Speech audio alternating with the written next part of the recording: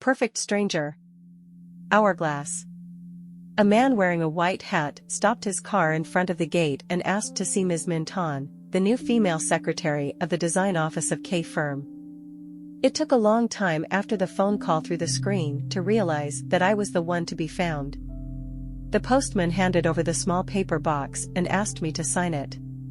No sender address. Who can know my first job? Returning to the office, the gift was suddenly confused in my hand. Under the wrapping paper, the cell phone reflected a silver blue light. A small folded piece of paper inserted under the ruban shows the phone number, with the message, "Please use mobile to contact." From now on, it belongs to Minh Thanh. I used a desktop computer to try to dial the numbers on the paper. The phone in the box, like a baby bird's wings, vibrated for the first time. The music hums softly and shows on the screen a picture of a sailboat on the waves. The gift giver installed favorite icons only I know. The secrecy held suddenly turns fear into deep emotion. People exchange numbers. Loud ringtones, long and short signals. The office room is separated by green squares like a bustling summer forest. Translating and secretarial work is not exhausting. But it takes away all the time. Constantly interacting with new people, solving problems makes me strong. In return, I am like an hourglass, regular, dry, and momentarily empty. Then, my 25-year-old lover is busier. He used to contact me from some distant land. The information is steady and repeatable, is a sign of peace to be desired. But a calm lake makes me think of the time of youth that passed in vain, of the things that can be overlooked or lost in life. The cafe serving Italian snacks is located at the foot of a green glass building, a familiar gathering place for free and successful young people. The wind blowing from the river caused the corners of the tablecloths in the yard to flutter like wings of a bird. Vin sits across from me, elegant, tanned and strong. I put the silver blue phone next to the glass of juice, tilting my head as a reminder. Curious Vin. Do you use the phone? Why didn't you call me? I narrowed my eyes, meaning equally humorous. But I told you where the number is. He shrugs, his eyes are honest and reproachful. Since when did you change your mind to use mobile? Suddenly the blood under my skin went cold. What happened? If not Vin, who sent the phone to me? My habits, besides you, who holds? My fingers gripped the edge of the table, white. The waiter skillfully placed the food on our plates. Several girls at the side table watched Vin with undisguised admiration. A little further, Isun, our friend. He sat alone, oblivious to his surroundings. Let's have a meal. Vin raised a cup. Congratulations on your busy but full and happy youth with you. I listened to the funny anecdotes, the clever plans he was making. I wished to share about the secret phone. But none of them cared what I did in a week away. At one point, the air currents moving between the buildings turned into a strong, meowing wind.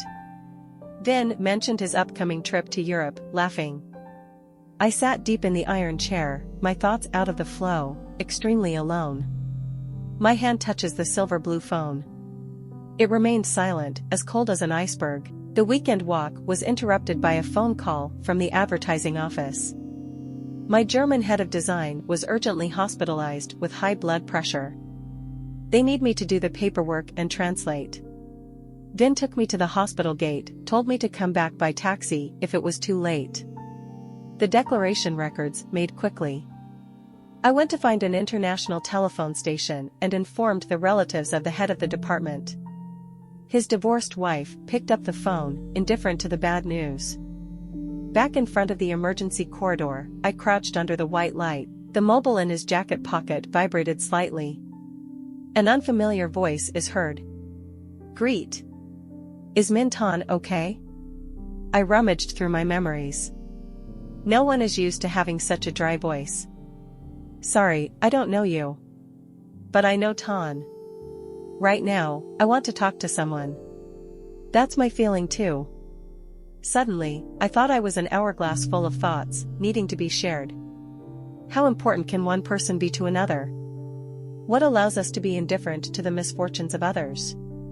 The feeling of heaviness drifted with the words and tears rolled out of the eye sockets. The locomotive on the other end sympathizes with a silent understanding. I suddenly stopped and took a deep breath. Sorry for disturbing. I'm crazy, aren't I? I enjoy hearing real thoughts, warm, trusting young man's laughter. Well, bye. Tell me, who are you? I would panic if I didn't hear this voice again. Thoughts flashed through my mind. Tell me, you sent me the phone? No reply. I saved the strange number into the phone, with the simplest character, A. In the evenings I often receive calls from A.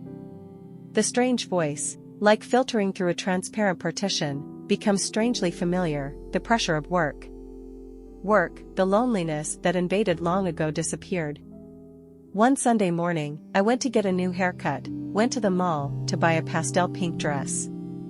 In the mirror, reflecting someone else's image, it's so new. Building. Summer begins with a rain that dips streets and vehicles into cool, wet waters. It is interesting to return from a dusty construction site in a faraway province to a familiar city, to make a phone call and hear the voice of the girl you love through the receiver. On the weekend afternoon, I took Minh Thanh to the walking paths in the downtown area. The girl stood still in front of a beautiful array of luxury goods. Will you buy me something?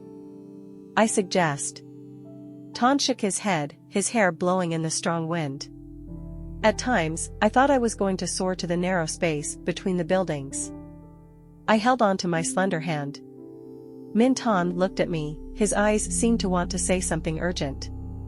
When I was at the cafe at the foot of the building, I ordered some strange dishes. Thanh looks pale and tired, the familiar stress of people starting to work. I even have a cell phone, which I was completely indifferent to before. A few tourists on the street turned to look at a girl with beautiful soft hair stretching her neck to a distant point. It's strange that we own a person, a beautiful thing. Phone calls. Thanh answered the phone, his cheeks were white. An accident happened to someone, it doesn't matter. However, I want to go to the hospital urgently. I was slightly annoyed but contented. Plans for a beautiful weekend together were thrown away. The rest of the time, I go to Windmill, a club of young architects on the rooftop of a 30-story building. Cheerful colleagues. I quickly melted into the crowd. In an instant, the image of Minh Thanh anxiously disappeared. Life seems to be controlled by intelligent, playful hands. Why should we care about sorrow and sickness, or should we worry about the misfortunes of others? The sky outside is bright blue, sweltering. The buildings reflected in each other's glass walls, and reflected innumerable white clouds drifting towards the horizon. I got home almost 11 p.m. The new apartment complex in the south of the city rises high on the spreading grass. Sun, my best friend from college to now, gazed at the glittering city across the river. The phone screen in his hand glowed blue, like a meteor falling from a dark sky. With just one mistake, he would hurl into the empty sky ahead. Oddly enough, I pictured two close friends flying on the same day. I reminded him to go home to close the door. Sun nodded, avoiding my questioning gaze. The company received a number of new consulting projects. I need to go further. Sun, on the other hand, graduated from the same faculty, but he was kept at the university, studying further to become a lecturer. His way of thinking and acting is quite strange. When Minh Thanh loved me, Sun seemed a bit sad. However, he was not curious. Like I said, Sun is a bit unusual, so up until now he hasn't had a girlfriend. Lately, he's been listening to music a lot. Sometimes, Sun gave me an invitation to go with my lover. If I am too busy, I will miss the appointment even though Thanh is very disappointed. Sun once asked me why I was brave enough to leave my loved one alone for a long time. I shrug. Each person needs to fight with loneliness on their own, to do something meaningful. There are times when people really need the presence of others. Sun mumbled. I don't believe it. I smiled, going back to the drawings on the computer. I'm sorry.